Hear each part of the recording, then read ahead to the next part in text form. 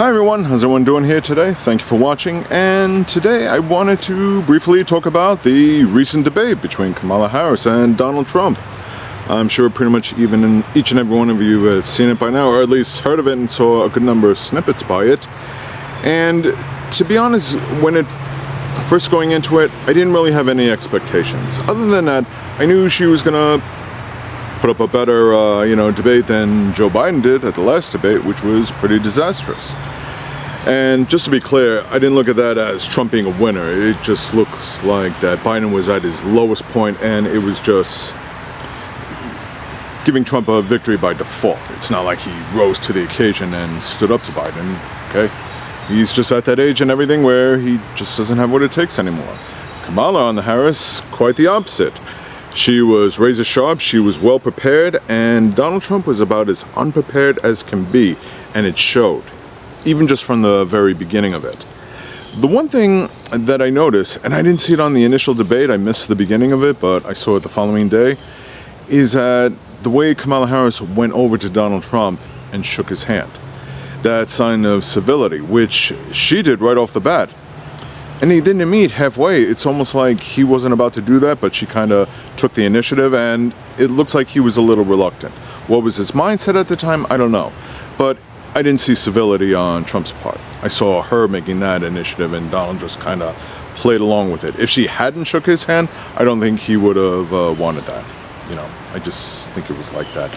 And just right off the bat, you could tell, lack of preparation. I heard like the people that helped him prep for this was Tulsi Gabbard and Laura Loomer. I've got some notes here because there is a lot to cover. Yeah, Tulsi Gabbard with Laura Loomer, two absolute lowlifes, and obviously not very good at debating themselves because it shows. Because for the most part, Trump wasn't organized, and he just pretty much did the thing I kind of expected. He lied consistently, or not 80% of the times. And, he tried to steamroll a little bit and throw in some certain jabs, but they weren't really landing and everything like that. And it was just, for the most part, fear-mongering and just regurgitating the same things that we have heard time and time again. Kamala's attacks and responses, I'll admit, at times she didn't always answer the question, and maybe one or two things she pointed out might have been inaccurate, but for the most part, she was spot on. And most importantly, her attacks and responses, they were strategic. She knew exactly the right things to say at the right times to get the reaction that she wanted from him, to break him down and to just shatter him, and it worked brilliantly. She smiled throughout the whole time. She looked happy. She kept her calm. She didn't lose her temper. She didn't raise her voice, which is way more than I could say for Trump. Maybe Trump wasn't screaming, but you could see the frustration in there. And once somebody else pointed out, he at no time really made any eye contact with her. I don't think he was comfortable with her, and I thought maybe he thought because she's just the vice president and that this would be easy for him since he had the Biden victory under his belt, but no, quite the opposite and everything. And like I said, it just showed. Now, of course, is this going to sway any MAGAs? No, because for the most part, the one thing that was lacking, especially on Donald Trump's part, is a real substance. Kamala showed substance. She talked about certain things that she intends to do. Trump did not. It's like I said, it's regurgitated spiel. It is designed to fearmonger. Doesn't really give any specifics, no real policies. Again, just throwing red meat to his base, but he's not at one of these rallies anymore. He's at a debate, and it's one person he's got to contend with moderators who, this time, to their credit, did a reasonable amount of fact-checking. I think they should have done more, but it was way better now than when you had Jake Tapper and, what's her name, Diana Bush, doing the last debate, which was absolutely horrendous. This time, they weren't letting Trump off the hook that easily. They called him out on some of his lies and everything, and you could see, just Trump could do the only thing, just continuously lie and steamroll and try and just convince people he's telling the truth, which he clearly wasn't, okay? Because Donald Trump is a liar. The way Harris just opened it up immediately, she talked about how, at the end of the Trump's administration, as a one-term, twice impeached president, some of the worst unemployment, There was a public health crisis, still remnants of the pandemic, COVID. and above all, his attack on democracy and everything. And that just set the stage right there. It's like she had all her tools whaled down, all her weapons, and she was ready to attack. And like I said, she did it very strategically. She didn't just unload all at once. She kind of just paced herself and just moved in when the opportunity presented itself. And it worked brilliantly. She also pointed out Trump's lies, grievances, and name calling right off the bat in the very beginning, saying this is what you're going to get from Donald Trump. And she was absolutely right. Okay? Donald Trump is, by all definition, just a one-trick pony. You know. And, you know, with the usual Trump name calling, you know, he called her a Marxist, you know, fear-mongering for, as far as lying about immigration. Immigration was the one thing he brought up, saying there was like, he thought the number was like 15 million when he said it was more like 21 million or more, even more. Where do you get that number? Out of thin air. Why stop from there? Why not go for 100 million or 500, a billion, you know? Again, and as also she later cleverly pointed out, is that there was a border deal on the table and he shot it down for one reason only, because he needs something to go on. Because again, he has no policies to run on, and she just hammered that onto him with it. You know. Harris, you know, just baited him throughout the whole interview. Just, again, setting up traps, and he fell for pretty much every single one of them.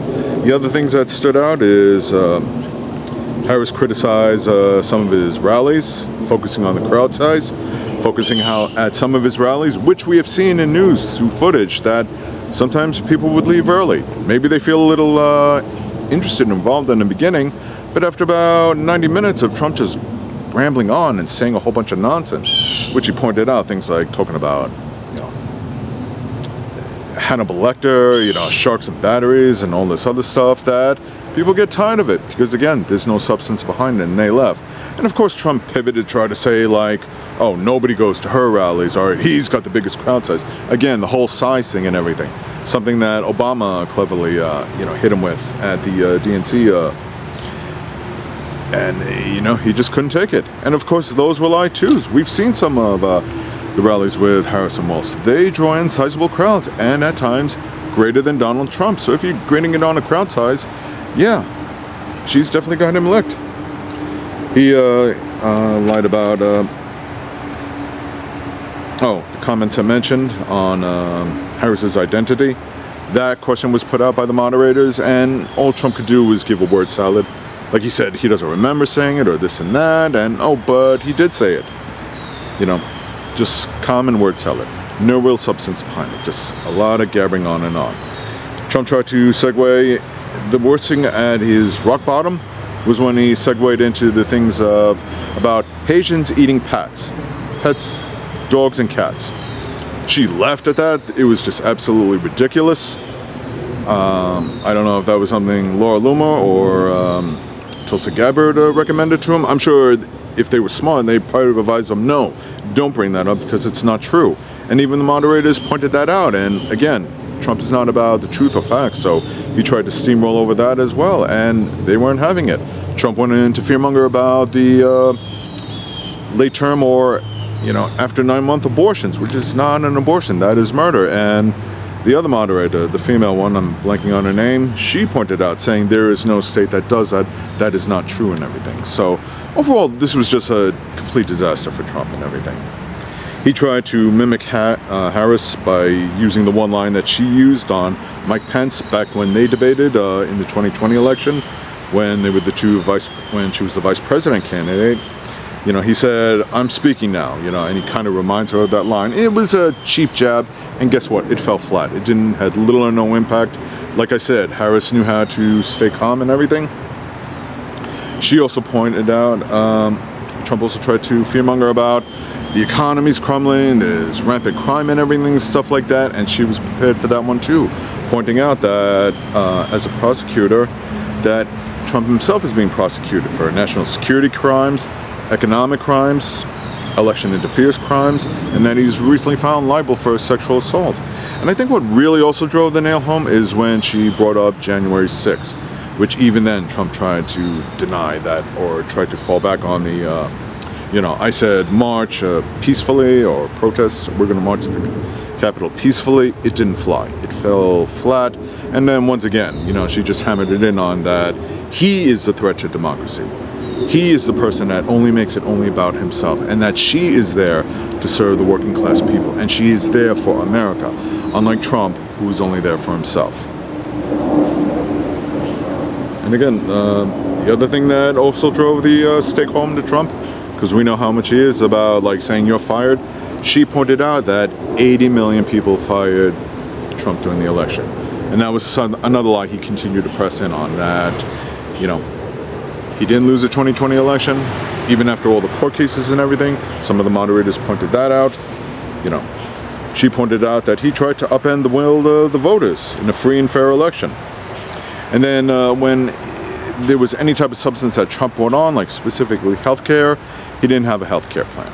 Okay, he just said concepts of one, something like that. That was how he phrased it. Concepts of a plan, which is absolutely nothing. Just like when he said he was going to do healthcare on day one back in 2016. That didn't happen because, nobody knew healthcare would be so complicated. So overall, it was really a victory for Harris.